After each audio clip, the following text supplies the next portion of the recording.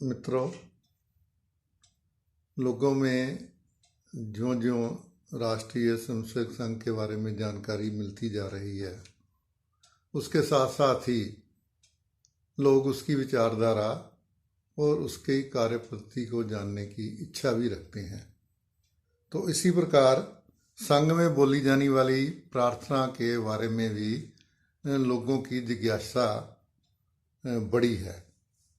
तो कई लोग, ऐसा मेरे अनुभव में आया कि वो जानना चाहते हैं कि ऐसी कौन सी प्रार्थना है जिसको रोज़ संघ के स्वयंसेवक गाते हैं और उसके बाद उनके मन में एक प्रेरणा, एक अथक दृढ़ निष्ठा पैदा हो जाती है।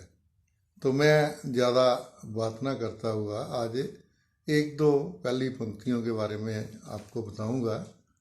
नमस्ते सदा वत्सले मातृभूमि, जो पहली पंक्ति है, इसी से ही संघ की मूल विचारधारा और संघ किस तरफ जाना चाहता है उसका पता लग जाता है।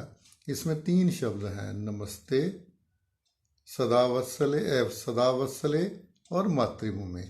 तो इसमें सदा शब्द को थोड़ा अलग कर दें, नमस्ते, वत्सले और मातृभूमि। तो संघ में स्वयंसेवक शुरू में ही मातृभूमि को प्रणाम करता है, यानी ये धरती हमारी मातृभूमि है। और कैसी मातृभूमि है? ये वत्सले है। वत्सले यानी हमको प्यार करने वाली। अब सदा शब्द दोनों तरफ लग सकता है कि नमस्ते सदा, कि हम सदा नमस्ते करते हैं, हमेशा नमस्ते करते हैं, प्रणाम करते हैं। जहाँ नमस्ते तो हम करते हैं, सदा वत्सले यानी ये भूमि हमें हमेशा प्यार देती है। और मान के चलिए, इसको हम मातृभूमि मानते हैं। हम माने ना माने, इसके बावजूद ये भूमि हमें प्यार देती है, हमारा ध्यान रखती है। इस बात को संघ मानता है। अब संघ की विचारधारा में कहते हैं कि संघ सभी को हिंदू क्यों मानता है।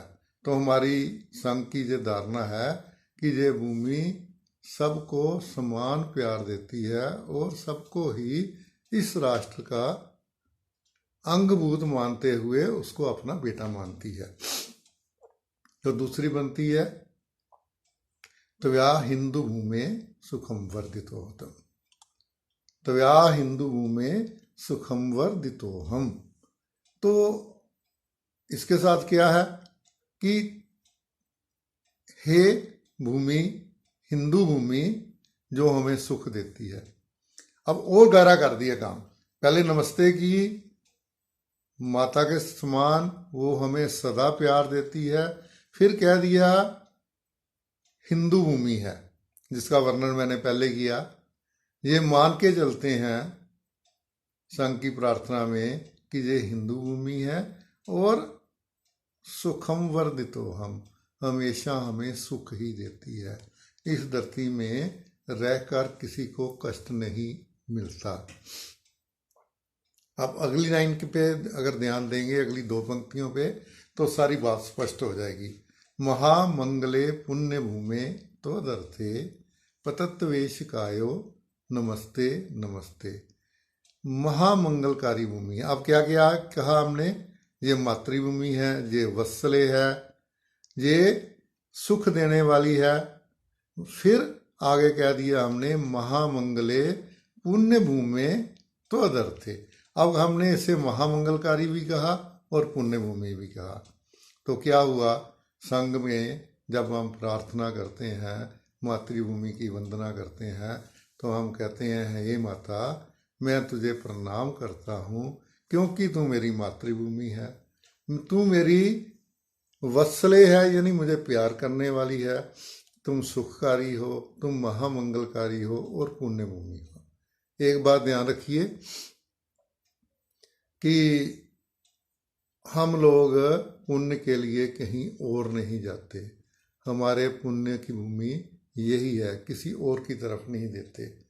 और फिर क्या कहते हैं हम, जब इतनी प्यारी भूमि है, इतनी पवित्र माता है जो हमें सब कुछ देती है, तो हम कहते हैं तो दर्थे पतत्वेश कायो नमस्ते नमस्ते।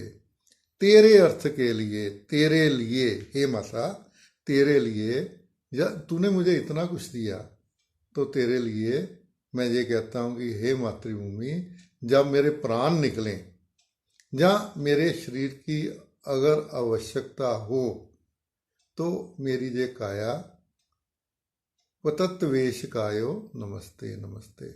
हे माता, ये मेरा शरीर भी तेरी भूमि पर ही अंतिम शयन करे, अंतिम श्वास ले। तो इस पहली 4 पंक्तियों में संघ ने अपनी भूमिका सारी स्पष्ट कर दी। कहते हैं कि संघ की प्रार्थना अगर हमने समझ ली सारी 13 पंक्तियों की, तो संघ को सारा समझ लिया। संघ का कोई शास्त्र, कोई ग्रंथ पढ़ने की आवश्यकता नहीं है अगर हमने इन 13 पंक्तियों को की प्रार्थना को जान लिया। अब मैं कोशिश करूँगा कि अगर आपने अच्छा समझा, आपने रिस्पॉन्स दी, तो अगली पंक्तियों का भी अर्थ दूंगा, और अर्थ देने के बाद अगर समय मिला तो सारी प्रार्थना के भावार्थ आपके सामने रखूंगा। धन्यवाद।